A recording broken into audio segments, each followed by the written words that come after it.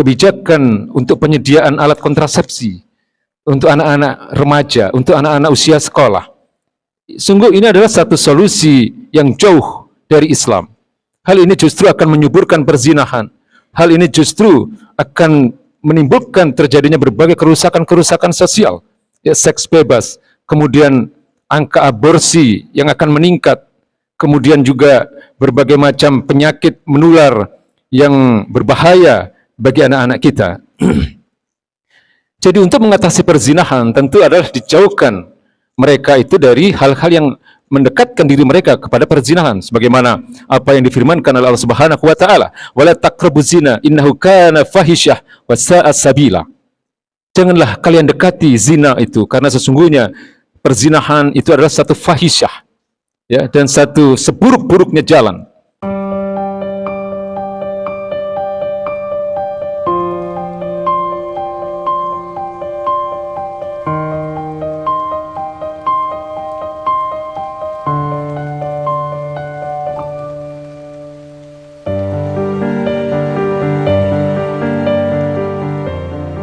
Inna akramakum indallahi atqakum. Sesungguhnya orang-orang yang paling mulia di antara kalian di sisi Allah adalah orang-orang yang paling bertakwa. Hadirin ma'asyiral muslimin yang dirahmati Allah Subhanahu wa taala, jika kita melihat masa-masa kejayaan Islam, maka kita akan melihat betapa Islam sangat memperhatikan bidang pendidikan. Jadi ada satu kebijakan yang unik yang pernah dilakukan oleh baginda Nabi besar Muhammad SAW ketika perang Badar, tepatnya ketika usai perang Badar, Rasulullah mengambil satu kebijakan untuk membebaskan para tawanan perang dengan syarat bahwa mereka yang mempunyai kemampuan baca tulis, mereka diwajibkan untuk mengajarkan baca tulis kepada minimal 10 dari kaum muslimin. Jadi kita harus pahami bahwa pada masa itu, ya, hampir 15 abad yang lalu, kemampuan baca tulis adalah kemampuan yang langka yang dimiliki oleh manusia pada saat itu.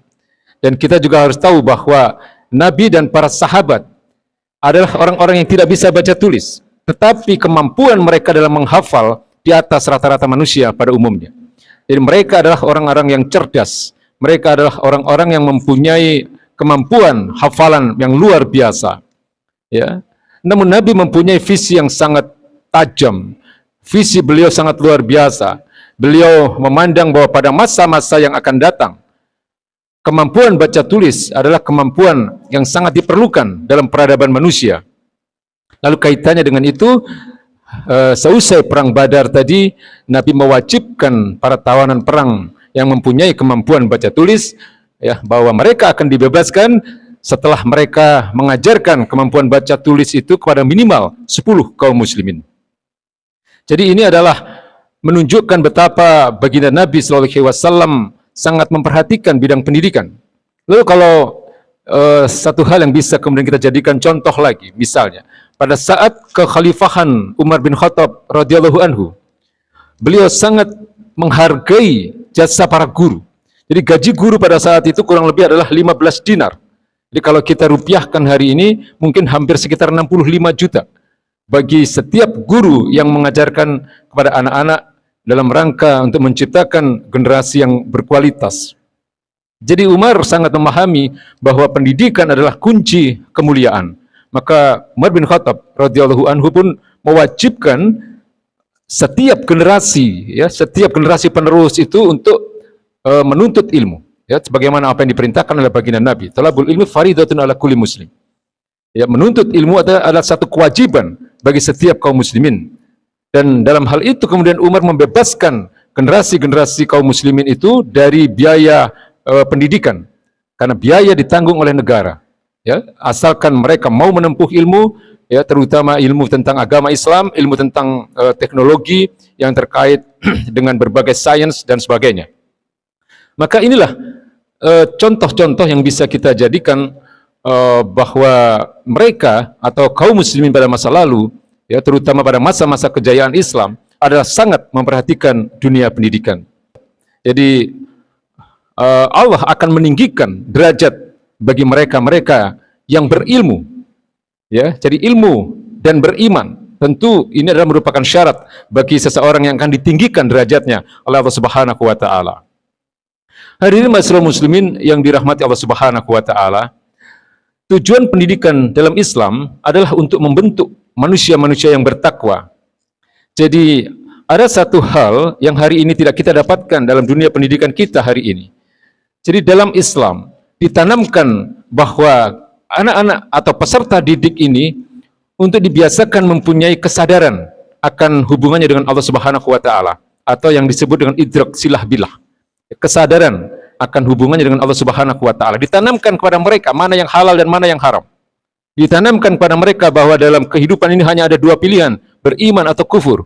Ditanamkan kepada mereka bahwa di akhirat nanti hanya ada dua tempat, yaitu surga dan neraka. Sebagaimana apa yang difirmankan oleh Allah Subhanahu wa taala, wa hadainahun najdain, ya, bahwa Allah hanya memberikan dua jalan dalam kehidupan ini, ya, jalan kufur atau jalan iman. Inilah yang seharusnya ditanamkan sejak dini kepada anak-anak kita sehingga mereka mempunyai arah yang jelas dalam kehidupan ini. Dan harus kita katakan bahwa hari ini dunia pendidikan kita sedang mengalami masalah di mana kita lebih mendekatkan anak-anak kita, lebih mendekatkan dunia pendidikan bagi mereka ini kepada apa yang kita sebut dengan sekularistik, menjauhkan agama dari kehidupan. Sehingga generasi yang lahir hari ini adalah generasi yang seolah-olah mereka sangat jauh atau bahkan tidak mengenal agama ini. Mereka tidak mempunyai idrak silah billah. Mereka tidak mempunyai kesadaran akan hubungannya dengan Allah Subhanahu wa taala. Ini bisa kita lihat bagaimana kerusakan sosial terjadi di mana-mana. Ya, anak-anak yang masih berusia remaja katakanlah banyak sekali melakukan berbagai kemaksiatan, perzinahan, terjerumus dalam narkoba.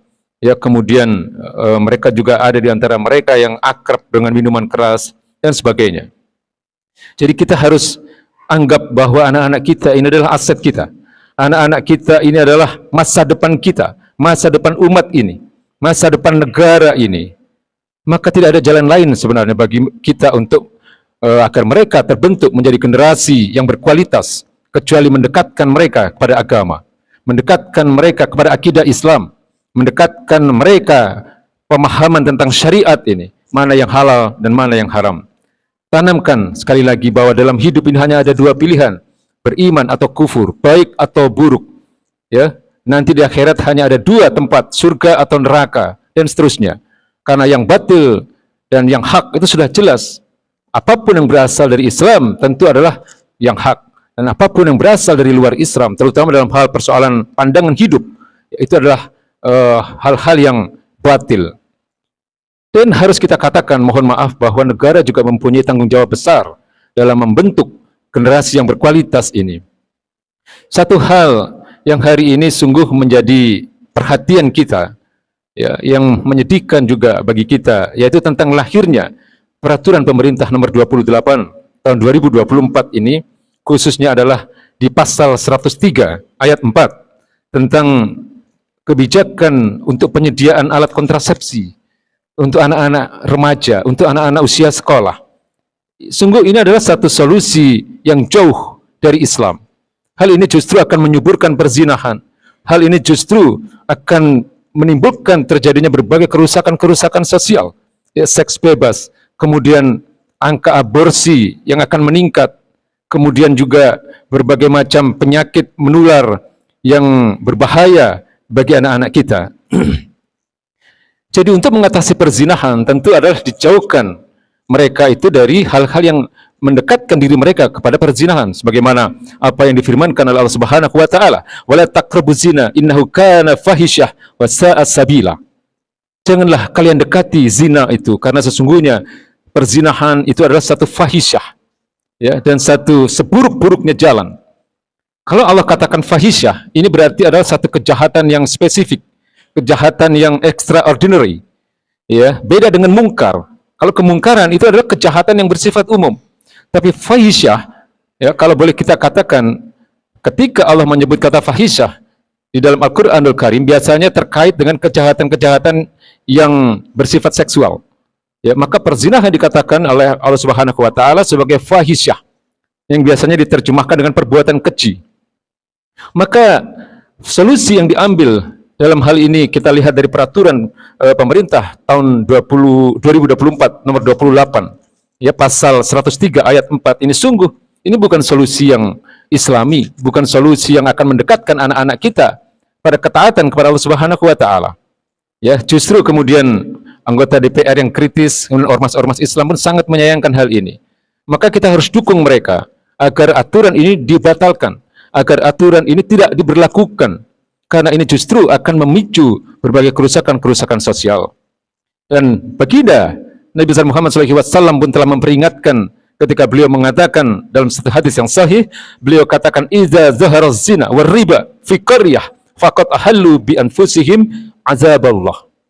Ya, jadi jika atau ketika perzinahan dan riba itu sudah nyata dalam kehidupan masyarakat suatu negara, maka sungguh ini berarti bahwa mereka telah menghalalkan atas diri mereka azab dari Allah Subhanahu wa taala. Nauzubillahi min dzalik. Maka sangat jelas, hadirin yang dirahmati Allah Subhanahu wa taala, Islam sangat tegas kepada yang namanya zina, kepada yang namanya riba dan seterusnya. Dan dalam Al-Qur'an telah jelas dikatakan bahwa orang-orang yang melakukan perzinahan, ya kalau mereka belum menikah, maka akan ada hukum cambuk 100 kali. Lalu dalam hadis baginda Nabi mengatakan bahwa orang-orang yang berzina, hukumannya ketika mereka sudah menikah, maka hukumannya adalah rajam. Jadi ini menunjukkan bahwa Islam sangat tegas terhadap perzinahan ini. Dan inilah yang kita khawatirkan ketika kemudian aturan-aturan kehidupan yang jauh dari Islam ini semakin hari semakin hidup di tengah-tengah masyarakat yang dimana negeri kita ini adalah mayoritas Muslim, akan berpengaruh buruk terhadap perkembangan generasi-generasi kita, generasi penerus yang kita harapkan akan menjadi generasi yang mulia, generasi yang bertakwa.